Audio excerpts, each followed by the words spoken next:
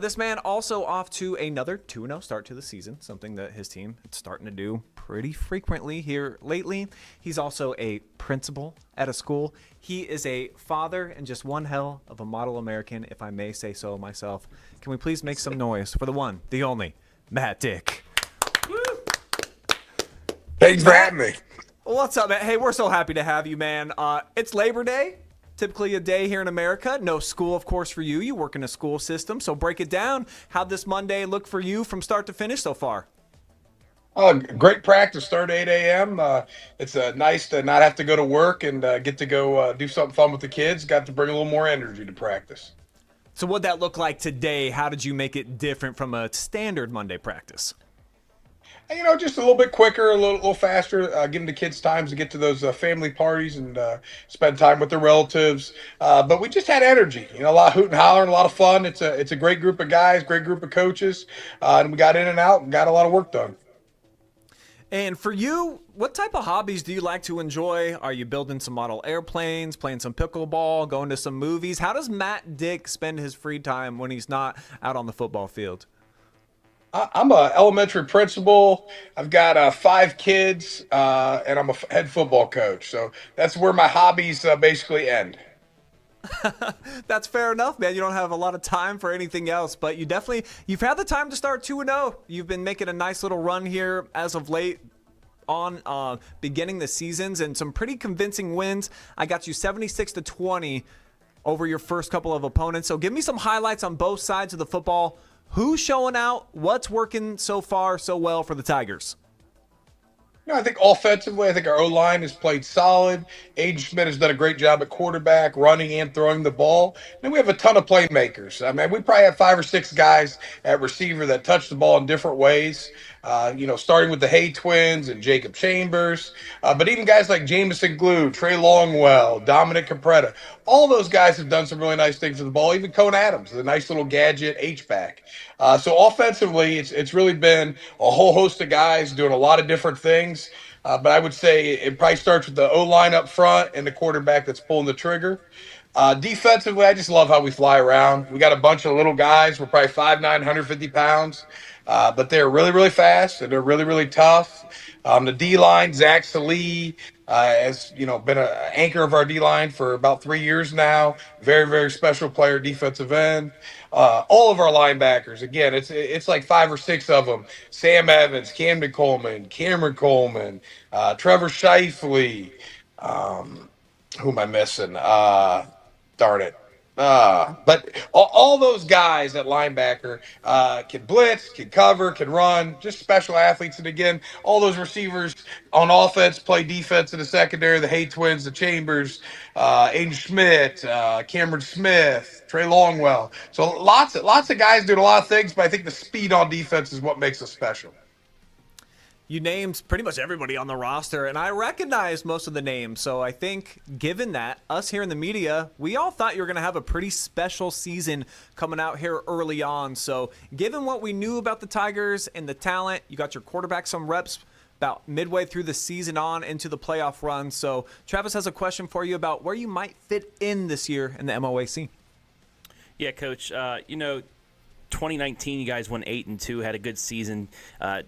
Slipped a little bit in that first round playoff game, got knocked out. But last couple of years you had some really good teams, but you were in the same conference as Shelby and Ontario, things like that.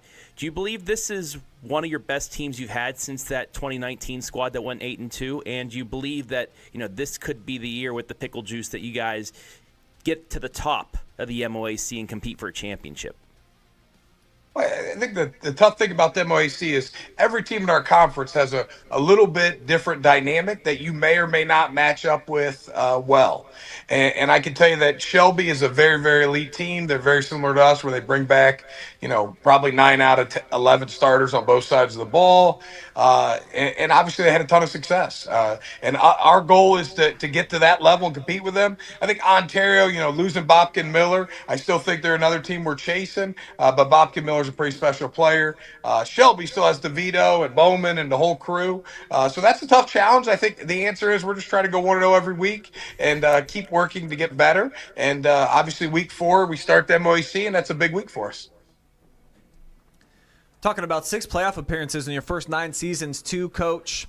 But I think that you would probably love to hang that first championship banner within the MOAC. I know you obviously are fixated on Norwalk this week, but just knowing that your MOAC opener is going to be Shelby and the defending champs, and you got to go to their place, do you feel like you have to get that one week 1 of the MOAC in order to go on and win the league?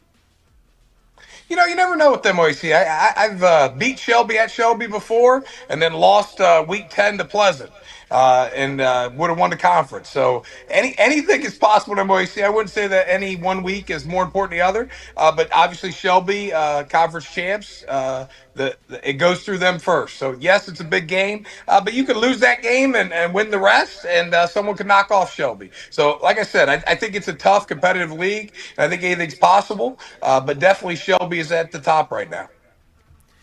I'm reading this is year 10 for you, Coach, and you may be unofficially the longest tenured head coach in Galion football history. So when you hear something like that, being around the longest of any coach in that position before, what meaning does that have to you? And are you a little surprised that you've been there wearing the Galion colors for now a whole decade? You know, I think time flies. I've always wanted to be a guy that wanted to call a place home and build a program. My kids are a part of the school system. My wife works in the school system. So the time really flies. But I think the weird thing is when I'm sitting around my coach's office and I got my junior high staff, my high school staff there, and there's about 7 guys that played for me. I think that's a really special thing. It's really a neat thing to see guys come back and give back to the program and coach under me, and I'm really proud of that. Coach, you talk about program building, and a lot of the clips that I see from you guys from our highlights, I see a great crowd in the stands at Galion. Just talk about how that's kind of cultivated throughout the last couple of years and what this community's kind of meant to you and your team. Yeah, you know, I got to give Kyle Bond a lot of credit. I think it was my first year, maybe a couple years before I got there, he started the Gridiron Club. And the Gridiron Club is just basically a football boosters club that's in our one end zone. And they have built a building to kind of hang out in. They cook food. They make the atmosphere really, really special for our kids. And obviously, they raise funds to help pay for things like uniforms and shoots and end zone cameras and TVs and you name it. They probably bought it over the last 10 years. And the atmosphere is really special. Even coming, you know, we have this ginormous blow up tiger. They come out with smoke. All that stuff is a shout out to that group and those men and women that put a lot of time in to raise some money for us. Have you guys looked into potentially doing what LSU does and getting a real live tiger to have on the field before the games? we haven't gone that far. We're not quite Maslin. Well, I don't know, Coach. It could be next on the menu. Seems like the Gridiron Club has certainly been treating you guys well. So many sponsors they come in. We can't even fit them all on the screen when we do your guys' highlights, so they're definitely doing something right out there in Tiger Country. And so are you, man. So continued success. Looking forward to seeing how you guys produce on the road, being away from High C Park for the next 3 weeks. But I'm sure if anybody's going to have them up for the challenge, it is going to be you, Mr. Dick. So keep up the good work, man. But enjoy the rest of your Labor Day. Only wanted to take up about 10, 15 minutes of your night. Get back to kicking back with your 5 kids. Hey, thanks, man. And remember, go Tigers. That's right, man.